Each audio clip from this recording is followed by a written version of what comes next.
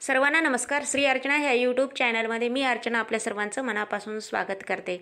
अन्नपूर्णा मातेला नमस्कार करून आज मी मिश्र डाळीची भाजी बनवणार आहे. श्रावणात ती मिश्र डाळीची भाजी आवर्जून बनवली जाते. फक्त ह्याच्यामध्ये मी कांदा लसूण घातलेला आहे.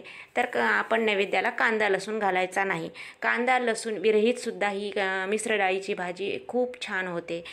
ही मेन म्हणजे खंडोबा देवाला, विठ्ठलाला आणि देवीलासुद्धा, देवतांनासुद्धा ही मिश्र डाळीची भाजी खूप आवडते, म्हणजे खूप प्रिय आहे त्यांना.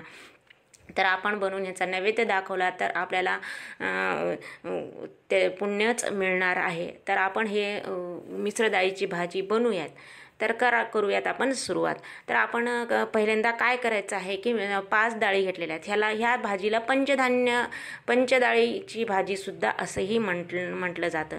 तर आपण 5 डाळी घेतलेल्या आहेत. तर 5 कोणत्या घेतलेल्या आहेत? तुरीची डाळ, चणा डाळ, मूग डाळ, हरभऱ्याची डाळ, म्हणजे चणा डाळ म्हणजेच हरभऱ्याची डाळ, आणि मसूर डाळ, त्याच्यानंतर उडीद डाळ, अशा 5 डाळी घेतलेल्या आहेत. थोड्याशा 10 मिनटं आधी मी पाण्यात भिजवलेल्या आहेत. आपण कढई ठेवायची. थोडं एक 10 मिनटं हे भिजल्यानंतर कढईमध्ये तेल टाकायचं. तेल टाकल्यानंतर जिरा, मोहरी, त्याच्यानंतर मी कांदा लसूण पेस्ट टाकलेली आहे. पण आपण नैवेद्य करताना कांदा लसूण पेस्ट नाही टाकायची आहे. तर त्याच्यामध्ये आपण कसुरी मेथी आणि हिंग पावडर, धना पावडर, कसुरी ह्याची कोथिंबीर आणि कढीपाक असं आपण त्याच्यामध्ये टाकायचं. ती कांदा लसूण विरहितसुद्धा ही भाजी खूप छान बनते आणि आपल्या तोंडाला चव येणारी भाजी आहे मिश्र डाळीची भाजी. आणि ही मिश्र डाळीची भाजी आवर्जून आपण करावी असं मला तरी वाटते. कारण त्याच्यामध्ये डाळीमुळे मेटाबॉलिझम चांगलं राहतं. वेट लॉस, चरबी लॉससाठी सुद्धा ही भाजी अतिउत्तम आहे. आणि आपलं मुलं खात नाहीत भाज्या, तर त्यांच्यासाठी आपलं प्रोटीन त्यांच्या पोटात जावंच लागतं.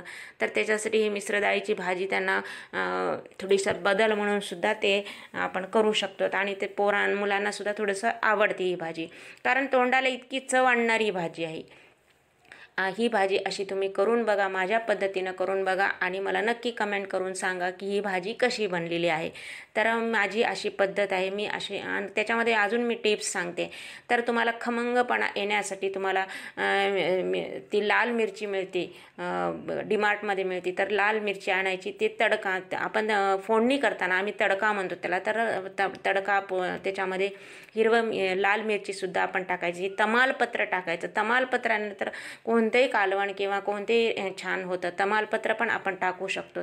तर ती दोन्ही पण आपण टाकलं तर ती पण छान होती भाज्या. आणि मिश्र डाळीची भाजी आपण साहित्य कमी जरी असलं तरी त्यातसुद्धा ती मिश्र डाळीची भाजी खूप छान बनते. डाळीमध्ये खमंगपणा असतोच आधीच, आणि आपण ती मिश्र डाळ वापरल्यामुळं अजून त्याच्यामध्ये खमंगपणा येतो आणि ही छान आणि चविष्ट आणि तोंडाला चव आणणारी भाजी होते. कधी आपल्याला सुद्धा कधी कंटाळा येतो भाजीचा, किंवा आता मार्केटमध्ये जा पुन्हा आणा.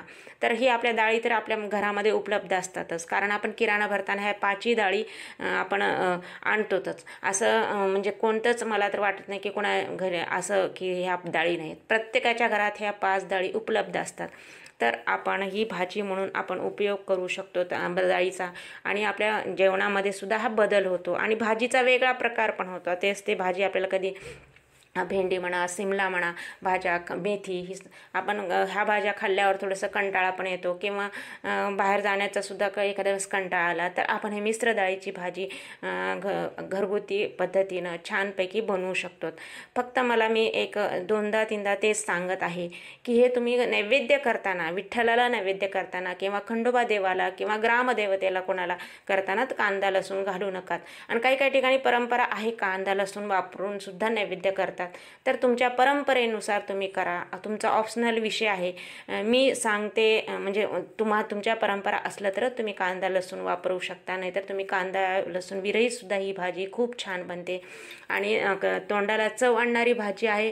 आणि आपण ही भाजी आणि बनवायला सुद्धा इतकी सोपी आहे. अशी नाही की त्याला वेळ लागतो, कारण 10 मिनटं आधी आपण डाळ भिजत टाकायची आहे, म्हणजे आपलं 20 मिनटात ही भाजी होती कारण आपण 10 मिनटं डाळ भिजत टाकलेली आहे आणि 10 मिनटातच भाजी होती. कारण कढई ठेवायची आपण गॅसवर, तेल गरम झाले की जिरा मोहरी टाकल्यानंतर आपण ही मिश्र डाळ टाकायची. मी कांदा लसूण टाकलेला आहे, पण तुमचा ऑप्शनल विषय आहे, तुम्हाला कांदा लसूण वापरा किंवा तुमचा ऑप्शनल विषय आहे. तर तुम्हाला आवडत असेल तर तुम्ही घालू शकता.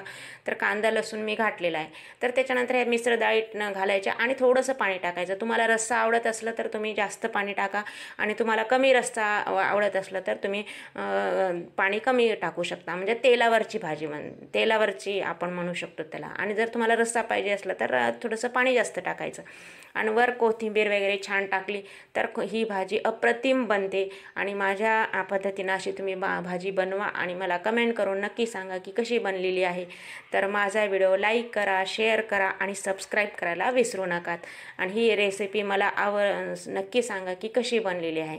अगदी सोपी पद्धत आहे, असं कोणालाही येण्यासारखी ही भाजी आहे असं नाही की. आणि त्याला थोडं जास्त कष्ट पण लागत नाहीत. सोपी आहे रेसिपी आहे, असं काही त्याला अवघड रेसिपी नाही आहे. फक्त एकच की 10 मिनटं ही आपण डाळी भिजवायच्या तर ती छान होती. तर माझा व्हिडिओ संपूर्ण पहा. माझा व्हिडिओ संपूर्ण पाहिल्याबद्दल मनापासून धन्यवाद. सर्वांना नमस्कार. श्री अर्चना ह्या यूट्यूब